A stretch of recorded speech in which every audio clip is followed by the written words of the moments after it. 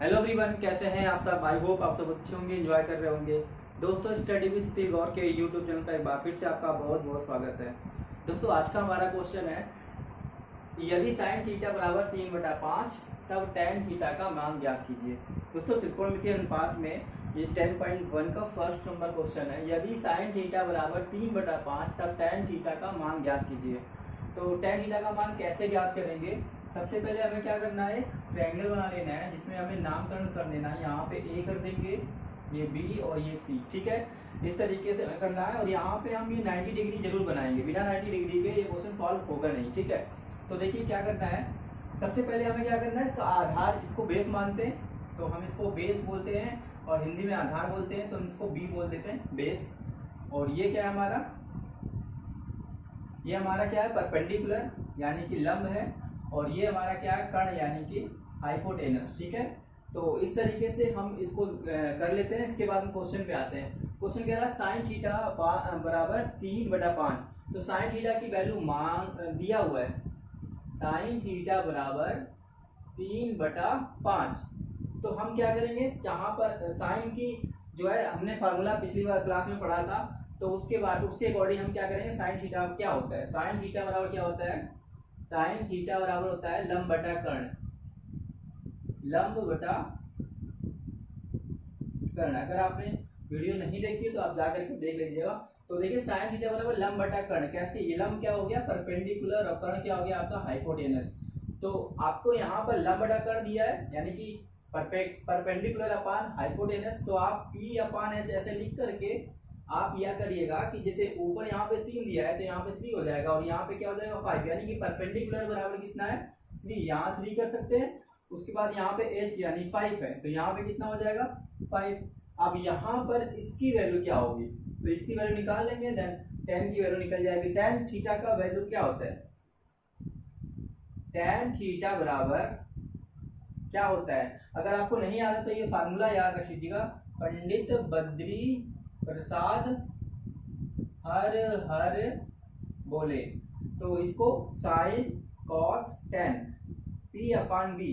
अब P अपान B क्या करना है, P अपान बी, बी मतलब बेस, तो यानी बेस हमको पता होना चाहिए। अगर बेस नहीं पता है तो दिक्कत हो जाएगी, इसको ना स्मॉल में कर लीजिए, सही रहेगा। तो अब हमें बी निकालने के लिए, बेस निकालने के लिए एक सिंपल सा पाइथागोरस जी का प्रमेय निकालेंगे, लगाएंगे और उसके अकॉर्डिंग निकाल लेंगे। तो हमें क्या करना होता है, ए और सी का स्क्वायर कर लेंगे। ए सी का स्क्वायर जो होता है वो किसके बराबर होता है, ए बी के स्क्वायर, ए बी का स्क्वायर प्लस बी सी का स्क्वायर। अब देखिए हमें ए सी हमें दिया हुआ है, ठीक है ना। तो हमें क्या चाहिए, हमें चाहिए बी सी चाहिए, ठीक है ना। तो आप क्या करना है, ए सी को ए बी से घटा दीजिएगा, इसको घटा देना है, सिंपल सी बात। इसको इधर लाएंगे तो क्या हो जाएगा, A C square minus A B square equal to B C square. ये आपको प्रोसेस तो पता ही होगा, अगर नहीं पता है तो ध्यान से देखिएगा। यहाँ पर प्लस में है, ये इधर आकर के माइनस में हो जाएगा, ठीक है। अब देखिए ये स्क्वायर जब हटाएंगे तो इसमें क्या हो जाएगा, अंडर रूट लग जाएगा, सिंपल।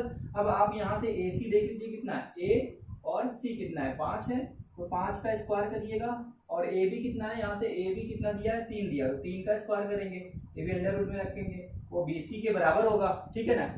अब 5 का स्क्वायर 25 होता है, 3 का स्क्वायर होता है 9, 25 में से 9 जाएगा कितना हो जाएगा, तो आप ये बता दीजिए कितना हो जाएगा, 16 हो जाएगा, ठीक है ना। 25 में से 9 जाएगा कितना हो जाएगा, 16। तो बी सी अगर रूट हटाएंगे तो बी सी बराबर कितना हो जाएगा, 4। तो अब ये क्लियर हो गया कि बी आता कितना है, ये बी होता है 4। तो इस हिसाब से हमारा आंसर क्या हो जाएगा, परपेंडिकुलर यानी कि 3 और बी मतलब क्या हो जाएगा, 4। तो इस तरीके से मैं tan थीटा की वैल्यू फाइंड कर ली। अगर आपको समझ में ना आया तो एक बार फिर से रिवाइज कर लीजिएगा, देख लीजिएगा। साइन थीटा की वैल्यू रखिए 3/5 दे रखी है। हमें पता है साइन थीटा बराबर होता है लंब बटा कर्ण यानी परपेंडिकुलर अपान हाइपोटेनस। उसके बाद परपेंडिकुलर हाइपोटेनस को अगर इक्वल करेंगे 3/5। अब ये बताइए 3 यहाँ पे लिखिए, 5 यहाँ पे, तो इसकी वैल्यू चाहिए। तो इसकी वैल्यू के लिए हमें क्या किया, पाइथागोरस जी का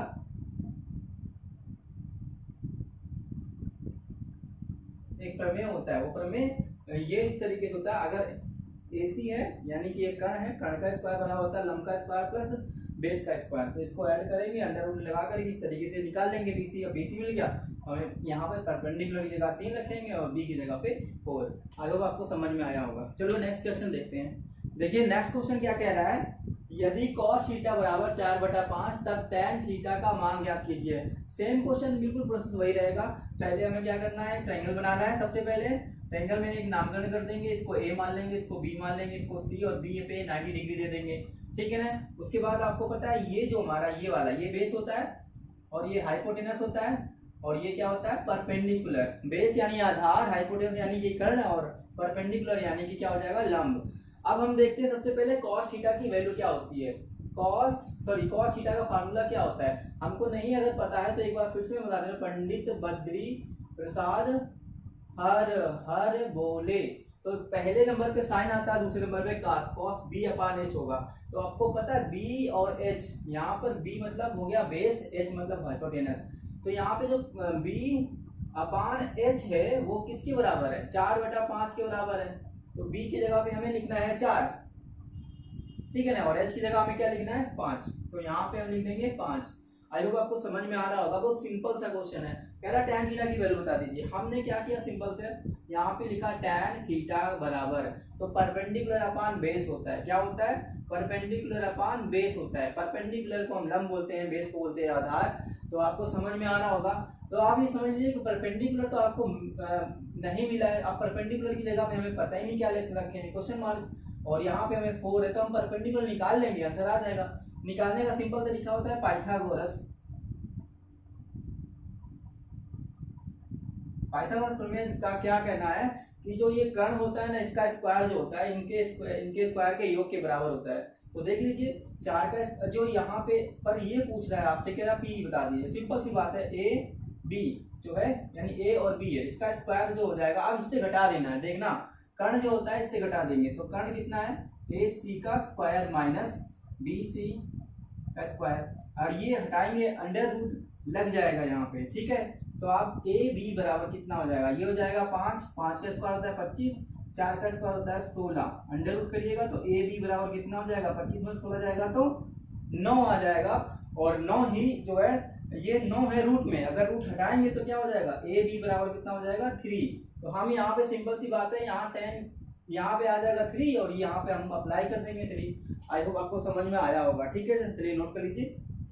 नेक्स्ट क्वेश्चन देखते हैं, यदि tan थीटा बराबर 1/√3 तब 2 tan थीटा अपन 1 माइनस tan स्क्वायर थीटा की वैल्यू पूछ रहा है, क्या होगा, इसका मान बताना है। तो ये भी बहुत इजी है, सॉल्व कर लेते हैं इसको।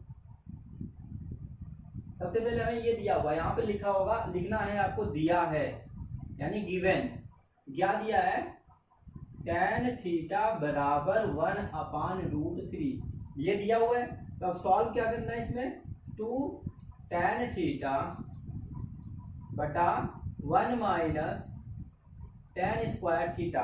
बस क्या करना है, जहां जहां tan थीटा लिखा है वहां 1/√3 अप्लाई करना है बस। तो करते हैं, चलो अब यहां से स्टार्ट करते हैं। तो यहाँ पे हम कर देंगे 2 tan थीटा। देखो यहाँ पे कुछ ना, अगर मतलब कोई साइन ना दिया हो तो मल्टीप्लाई ही मानते, तो मल्टीप्लाई कर देते हैं। आप मल्टीप्लाई लिखना जरूरी है, यहाँ डॉट कर दोगे तो भी मल्टीप्लाई मानना है, डेसिमल नहीं मानना है।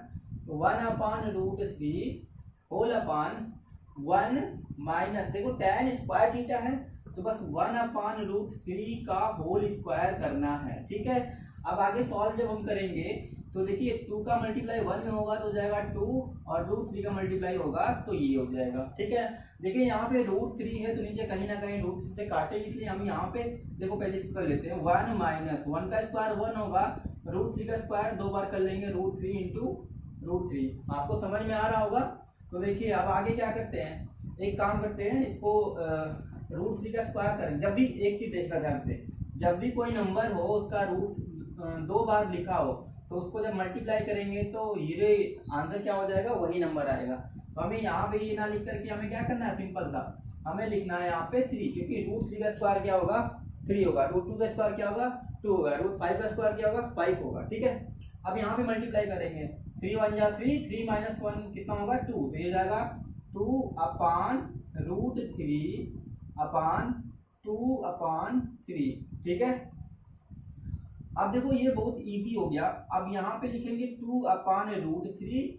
अब देखो यहाँ पे बीच में क्या है, अपान है, क्या है, अपान है, यानी डिवाइड का साइन है। तो हम अगर यहाँ पे डिवाइड का साइन लगा दें तो ये 2/3 हो जाएगा, ठीक है ना, कोई दिक्कत। अभी हमने बताया था यहाँ पर कि √3 का मल्टीप्लाई √3 में करेंगे तो किसके बराबर होगा, 3 के बराबर होगा। तो हम क्या कर लेते हैं, यहाँ पे 3 जो है ना इसकी जगह पे 2 बार √3 लिख देंगे, तो जाएगा 2/√3, और ये डिवाइड करते समय मल्टीप्लाई करना होता है, तो यहाँ पे 2 बार √3 गुणे √3 कर देंगे और नीचे आ जाएगा 2, तो 2 से 2 काट देंगे, √3 से √3 कट जाएगा, तो हमारा आंसर क्या हो जाएगा, √3। तो √3 जो है वो है हमारा आंसर। आई होप आपको समझ में आया होगा, ठीक है। चलो नेक्स्ट क्वेश्चन देखते हैं। तो यदि sin थीटा बराबर 4/5 तब 3 sec theta minus 5 cos theta.